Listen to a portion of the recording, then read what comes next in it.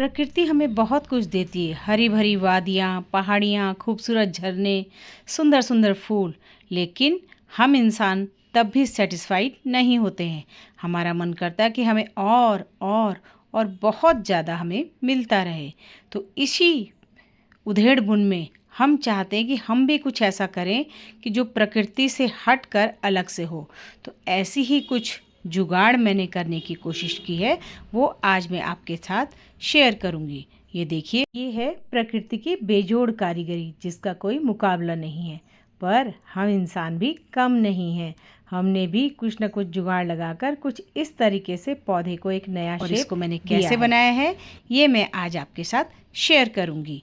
तो चलिए शुरू करते हैं सेंसिवेरिया सिलिंड्रिका को कुछ इस तरह का लुक देने की। इसके लिए हमें चाहिए होंगी सेंसिवेरिया की कुछ लंबी लंबी leaves. Hi and welcome to my channel Arth the flavours of life. आज मैं आपके साथ सेंसिवेरिया सिलिंड्रिका का ब्रेड लुक शेयर करूंगी। तो ये मेरे पास कुछ प्लांट्स थे। मेरे पास पहले कम ही प्लांट्स थे, लेकिन ये सीज़न इनका ग्रोथ का होता है, तो नीचे से इसकी नई लीव्स निकलती रहती हैं। और जो नई लीव्स होती हैं वो पुरानी के मुकाबले थोड़ी सी सॉफ्ट होती हैं। अब जैसे देखिए, ये पुरानी है तो ये थोड़ा सा हार्ड है, और जो नई होती हैं वो सॉफ्ट होती है, आसानी से टर्न हो जाती हैं। लेकिन मेरे पास 2 पुरानी हैं और 2 नई लीव्स हैं, तो कुछ मैंने इनकी कटिंग करके इनको निकाल लिया है। 2 गमलों में मेरे पास ये था। जैसा कि आप देख ही रहे हैं, ये बाकी के लीव से बिल्कुल अलग लुक इसका होता है। और सेंसिवेरिया तो अपने आप में एयर प्यूरीफाइंग प्लांट भी है, तो इसको थोड़ा अलग लुक देने में और ज़्यादा मज़ा आने वाला है। और एक मैंने कटिंग इस गमले में भी लगाई थी, तो एक नया स्टॉक इसमें भी आ गया लीव का। ये देखिए, एक ये आ गया है और एक पुराना वाला है, तो पुराने वाले को मैंने निकाल लिया है। अब हमारे यहाँ जब पेंट का काम हुआ तो कुछ पेंट इसमें गिर गया था, जो कि इसकी लीव्स में ये लगा हुआ है। ये देखिए, ये लगा हुआ है।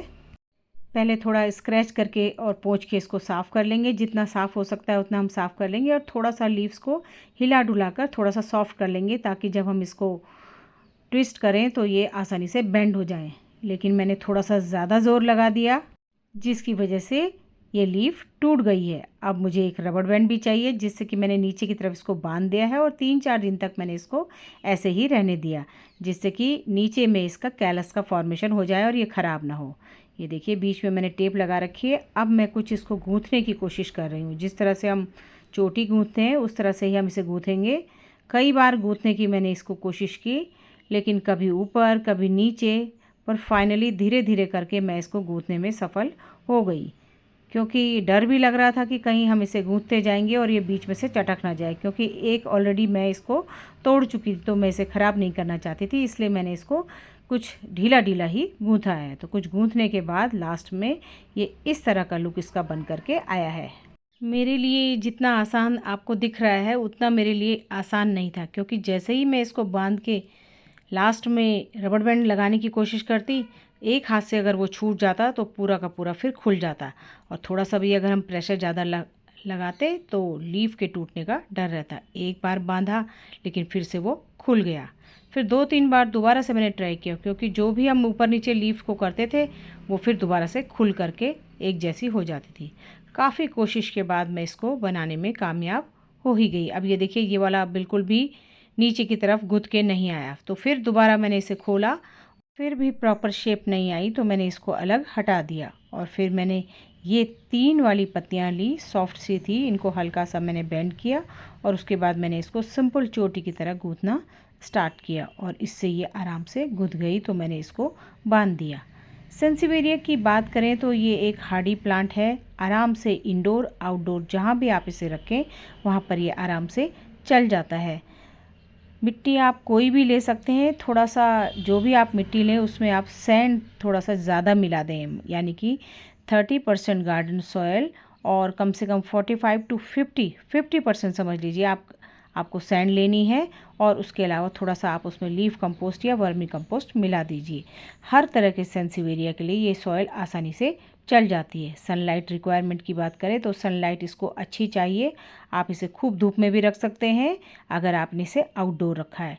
इंडोर ब्राइट लाइट वाले एरिया में रखिए या कम पार्शियल लाइट वाले एरिया में रखिए, आराम से ये चल जाता है और एक बहुत अच्छा एयर प्यूरिफाइंग प्लांट है और इसकी बहुत सारी वैरायटीज़ आती हैं। जो भी आपको पसंद है उसको आप रख सकते हैं। कोशिश ये कीजिए कि जो भी सेंसिवेरिया आप लाएं 2 लेकर आएँ, ताकि आप जब हर 15 दिन बाद जो अंदर वाला है उसको बाहर कर दें और बाहर वाले को अंदर रख दें। इससे आपका प्लांट को प्रॉपर सनलाइट भी मिलेगी और प्रॉपर ग्रोथ भी उसकी आसानी से होती रहेगी। वाटर रिक्वायरमेंट की बात करें तो पानी इसको बहुत ज़्यादा नहीं चाहिए, लेकिन बरसात के सीज़न में अगर आप इसे बाहर रखते हैं तो इसकी नई लीव्स निकलती हैं, बेबी पप्स निकलते हैं प्लांट में और बहुत ज़्यादा ग्रोथ ये दिखाता है।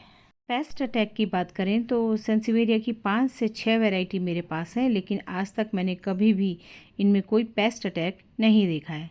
और जब भी मैं प्लांट लगाती हूँ तभी मैं इसमें फर्टिलाइज़र ऐड करती हूँ। उसके अलावा प्लांट को पॉट में लगे कई कई साल हो जाते हैं, लेकिन मैं उनमें कभी भी फर्टिलाइज़र नहीं डालती हूँ और उनकी ग्रोथ बहुत अच्छी होती रहती है। तो जो लोग बिगनर्स भी हैं उनके लिए भी ये प्लांट बहुत अच्छा है, वो भी अपने गार्डन में इसको लगा सकते हैं। और बहुत एक से बढ़कर एक खूबसूरत वैरायटीज़ इसकी आती हैं। तो अब देखिए कुछ इस तरीके से मैंने इसको 3-4 बार खोल करके दोबारा से बांध के तैयार कर लिया है। अब बारी है इनको पॉट में लगाने की। आप चाहें तो इसको पानी में भी प्रोपेगेट कर सकते हैं। इसको आप एक पानी की बोतल में या ग्लास में रख दीजिए और लगभग 20 से 25 दिन में आसानी से इसमें रूटिंग हो जाती है। सेंसिवेरिया का प्रोपगेशन भी बहुत आसान है। आप इसे रूट डिवीज़न के मेथड से अलग कर सकते हैं, लीव से प्रोपगेट कर सकते हैं पानी में, या लीव्स को ही आप मिट्टी में लगा रहने दे सकते हैं, उससे भी ये आसानी से प्रोपगेट हो जाता है। आप देखिए एक मैंने लगा दिया है, दूसरा भी मैं लगा रही हूँ। रबर बैंड थोड़ा सा मैंने ऊपर की ओर कर दिया और मिट्टी से मैंने इसको आसानी से दबा दिया है। पॉट में मेरे पहले से ही मिट्टी डली हुई थी और मिट्टी थोड़ा सा गीली भी है। कोई बात नहीं, क्योंकि मैंने इसका कैलस बनने दिया है और नीचे मैंने इसमें फंजीसाइड भी लगा रखा है जो ग्रीन कलर का नीचे से लगा था, तो इसमें कोई भी खराबी नहीं आएगी। इसलिए मैं इसको डायरेक्ट मिट्टी में ही लगा रही हूँ। मैं इसको पानी में रूटिंग आने का इंतज़ार मैंने इसमें नहीं किया है। तो कुछ इस तरह से ये लुक बन करके इनका आया है और ये इस तरीके से दिखाई दे रहे हैं।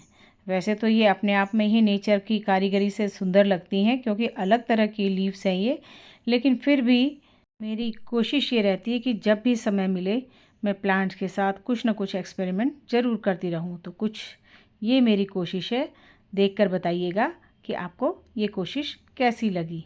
अब क्योंकि पॉट की जो मिट्टी है वो पूरी तरह से गीली है, तो मैं कम से कम हफ्ते 10 दिन तक इसमें बिल्कुल भी वाटरिंग नहीं करूँगी और इसको सेमी शेड वाले एरिया में रखूँगी, ताकि मेरा ये प्लांट ख़राब ना हो और इसमें प्रॉपर रूटिंग हो सके। Thanks for watching.